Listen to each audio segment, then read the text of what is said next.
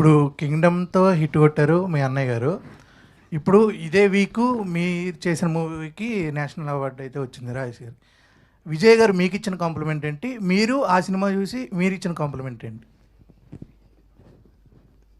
అంటే నాకు the most impressive thing about Kingdom was అంటే మా అన్న look, my brother's performance, the intensity and everyone like all my friends యూఎస్లో అయినా కానీ ఎక్కడైనా వాళ్ళు ఇదే కాంప్లిమెంట్ ఇస్తారు, మీ the performance was something else అని. So that was I watched it.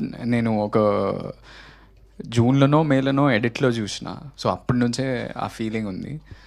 And my brother in fact అంటే మా అన్న బేబీ అప్పుడే బిగ్గెస్ట్ కాంప్లిమెంట్. నేను ప్రసాద్స్లో ప్రీమియర్స్ రోజు 13th మా అన్న పక్కన కూర్చుండు.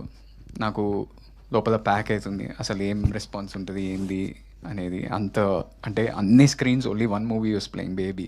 అదే నాకు మస్తు టెన్షన్ అవుతుంది. నేను ఇటువైపు చూడాలనుకుంటే నాకు భయం అవుతుంది ఆయన రెస్పాన్స్ ఎట్లుంది అని. లాస్ట్లో ఇటువైపు చూస్తే ఆయన కళ్ళు నీళ్ళు తిరుగుతున్నాయి.